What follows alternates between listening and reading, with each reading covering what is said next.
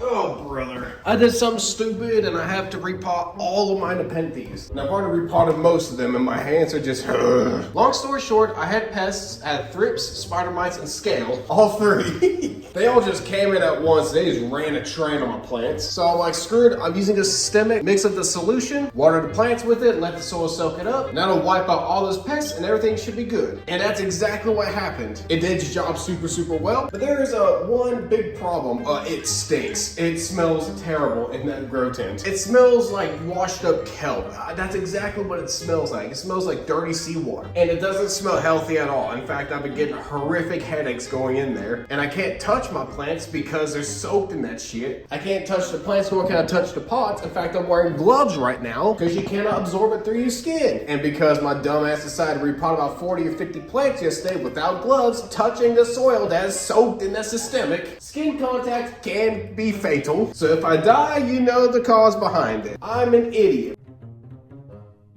I'm sorry, Beans. I'm sorry. But right now, I'm trying to at least reduce the smell, reduce the danger, because the systemic, it did its job, okay? It did everything that it needed to do, and I don't need it anymore. And of course, I did every single plant in that grow tent, so I'm having to repot everything, even plants I just repotted. There are some plants I haven't touched yet, and I probably won't touch because I'm a little scared to repot them, like my truncaty. I think just a few pots will be just fine. I didn't even touch beans.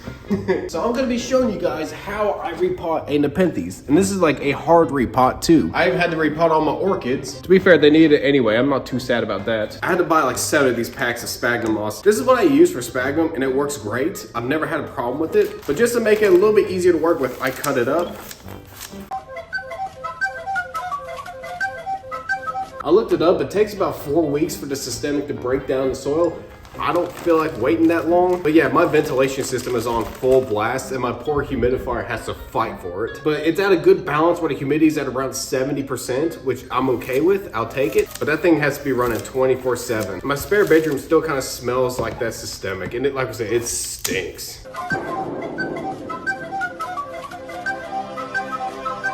That should be enough sphagnum for right now. And before it's soaking, I need to add my perlite. I have a bag of perlite. I'm not sure if you can see that. You see this tub of water right there? I slit a hole at the bottom and then I rinse off the perlite. Not only does it make the perlite a lot more sticky so it's easier to work with, but also rinses out all the like random minerals that's in there. You can see how cloudy that water is. It also gets rid of that dust. So you're getting like actual perlite. I do go heavy on perlite because Nepenthes really like fluffy and aerated soil. I'll be right back. I'm gonna rinse this off real quick so everything is nice and damp. So there's a bit of water in there. I'm gonna let the sphagnum moss soak it up a little bit.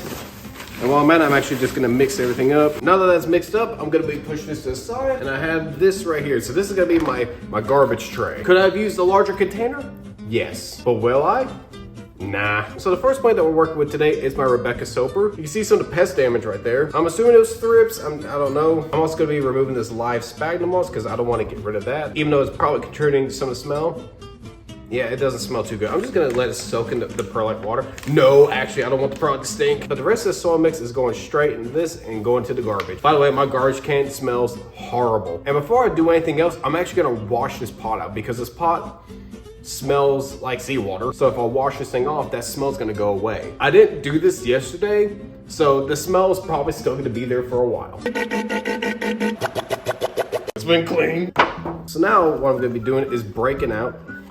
It's already getting on my rug. The only reason I'm doing it on my rug right now is because it's the only spot with decent lighting. It's a bit cloudy, well, it's actually snowing. Would you look at that? The worst part about repotting Nepenthes is being careful with the roots. The roots are very fine, they're very easy to break. Not to mention the basils have these tiny little tendrils on them and I just don't want to rip any of them off. The basils are actually looking pretty good. I'm really happy with that. I've heard plenty of people say just soak these up in water and all that, but that's never really worked for me. I just be as careful as humanly possible to pick everything out. But sometimes it is hard to tell which one's roots and which one's sphagnum. Sometimes I have to go with my gut, and I've pulled roots before. I mean, if you do break a root here and there, it's not that big of a deal, but it's just best to avoid it. Another thing that sucks about repotting Nepenthes is that there's actually a recovery process. When it comes to Nepenthes, it really depends on the species or hybrid, but a lot of them take forever to fully recover from being repotted. They'll sometimes drop all their pictures, which really sucks. So I might not be able to see a lot of pictures for a while, which really sucks. I really don't like that, but it is what it is. It's not like your typical house plant. Think of stuff like a Monstera deliciosa. If you repot that thing plain bare root. The worst that's gonna happen is that it's just gonna stop growing for maybe a week. Then it'll just continue on with its life. It's kind of like moving houses. Like, it's gonna take a while for you to get used to it. But after a week or two, you're fine. Repotting a Nepenthes, on the other hand, it's like moving to a whole nother country. It takes so long for them to finally adapt, even if it's for the better. Like, how dare you put me in a larger pot in fresh soil? Heck, there are just some Nepenthes that suffer just by moving them. Like, you just move them to another spot, they'll drop all their pictures and they'll just suffer. That's one thing that discourages me from getting more finicky species like Edwardsiana. It's so easy to piss them off. Like, heck, just a simple repot can just kill them. Boom, just like that. It's gone. That's one of the reasons why they're so expensive. A lot of people don't want to take care of them because of how difficult they are. Not to mention they're slow. It just kind of sucks to grow them. I mean, you don't have to get every little bit of sphagnum from here. It'll be fine. I'm just trying to pick off as much as I can. I want this plant to have a fresh start, and I also want the basils to be a little bit more exposed. And there we go. We have our bare root Rebecca Soper. You can see how thin and wispy the roots are, and they're so easy to break. You gotta be very, very careful with these. That should be all right. I'm still gonna keep it in the same pot. This pot size is actually really good for it. All right, so we have our tub right here with our moistened sphagnum moss and perlite mix. Looking pretty good. Ooh, I don't like this big old chunk. I'm just gonna,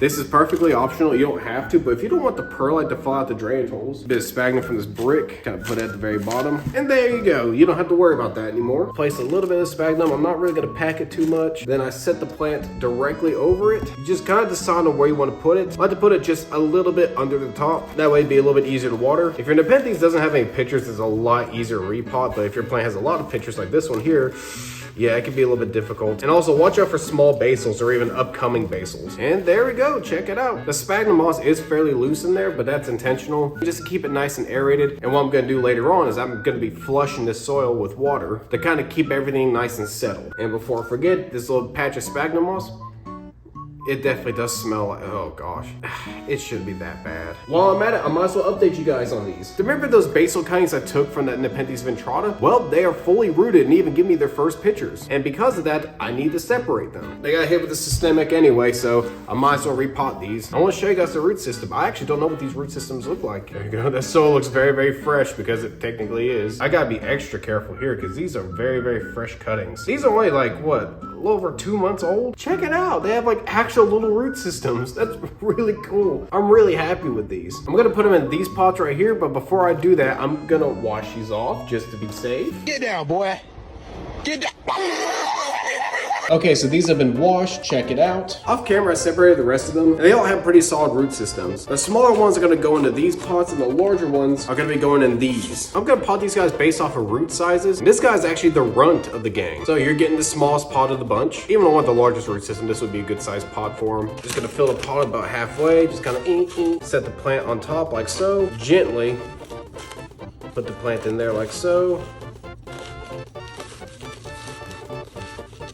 I'm gonna pack the soil a little bit more this time because there's so few roots to really hold the plant in there. And I want the plant to be as stable as humanly possible. It's kind of like Dairy Queen with the blizzards. While we're at it, we're gonna be repotting a sanguineous stem cutting. We don't talk about the other one. We really don't talk about it. Where did that tray go? What did I do with it? I don't know, I'm sad. Found it, let's look at the roots of this guy. Look at it, it has like an actual root system. I don't want to put it in that pot anymore. I'll put it in this pot right here. That is filthy. I'll be right back. Good seller, by the way. Fuck me. Cleaned it. There we go, we got this one right here done. I'm not gonna film anymore. There's just no point in me doing it. You guys get the gist of it. That's how you properly repot Nepenthes. It's pretty simple, it's not that difficult. The hardest part about it is just be careful with the roots. They're very, very fragile. And that's about it. I'll see y'all. Y'all have a good one.